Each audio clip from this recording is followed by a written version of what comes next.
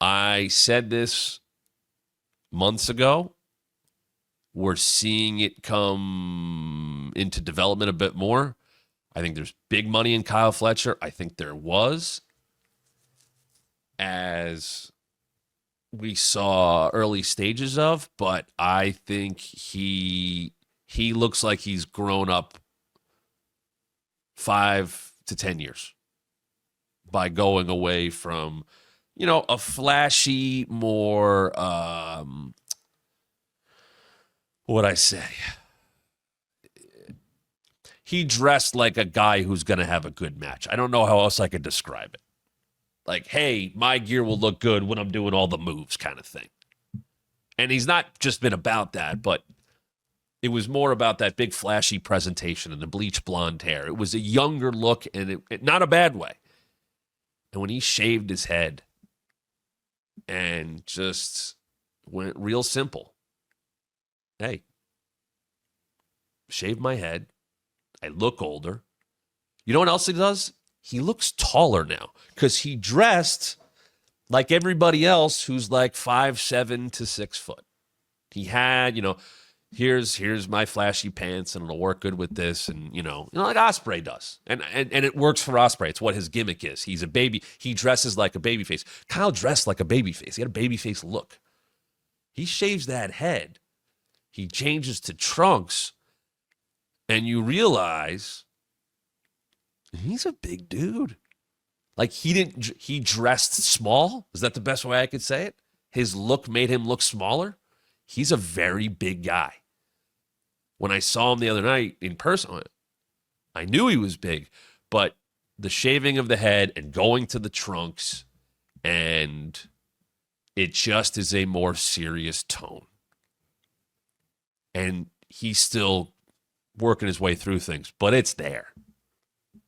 It is absolutely there. And I'm happy he's getting the promo time.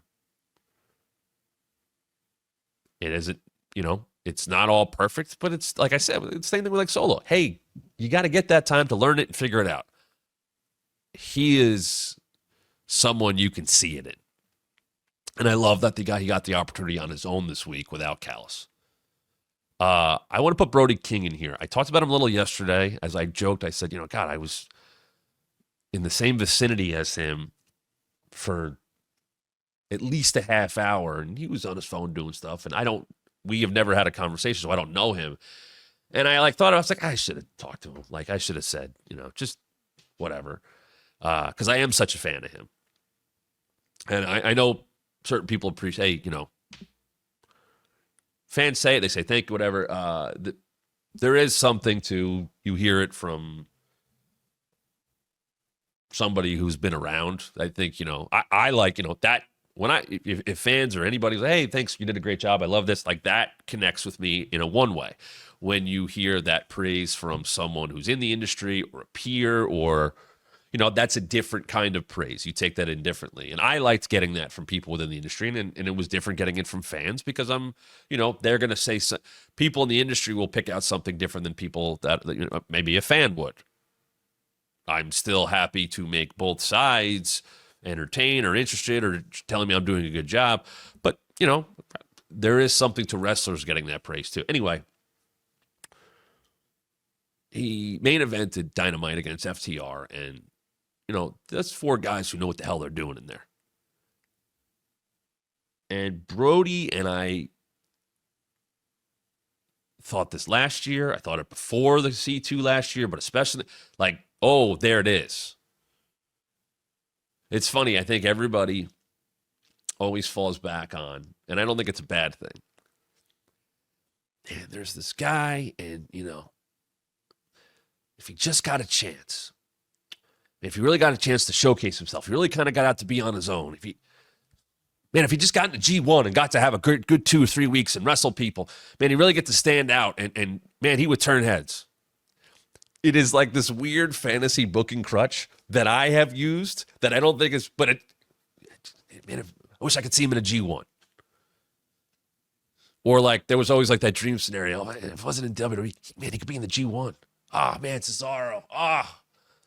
The G1, a dream I still have, by the way. When Eddie Kingston went and did it, oh my God, if Danielson could get in the G1, if Chad Gable could get in the G1, oh man, he would rip it up. But when Eddie did it, and then he wins the C2, like it made sense. Like he got to go do that. And then, and they have the tags in between. You end up with different tag partners and stuff like that. And then Takeshi did it this year. And now, like, he's on a New Japan show coming up and defending the international title. He's wrestling Ricochet next week. Like, there's something to that. And Brody King got that last year with the C2. And then he got a little time with that Darby Open Challenge. And I saw a door that was wide open. And look, they were going somewhere else at Darby. It wasn't the right time to do that. I understand that.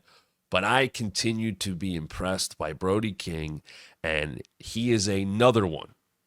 And I intentionally waited to say this. Who is a hell of a TV wrestler.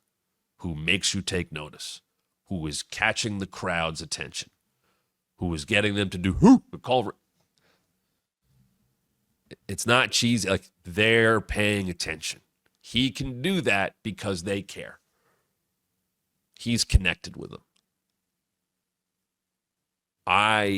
That's a guy I want to push. That's a guy who passes the airport test. Who is that guy? He's also a lovely human being. Married, kid. You're not going to worry about him. Does that make sense? He's going to be, even though he looks scary and all that stuff, he's a good dude who is going to represent the company well. Who's going to give you a different look of someone who could be the face. I am a big fan of Brody King. And I thought he stood out in that match again. And I think he stands out in general. And I hope he continues to get more opportunities to shine. So a couple there from Dynamite. I will move over to, I guess, going back to SmackDown last week, just in general. And I talked about Kevin and Sammy already. So,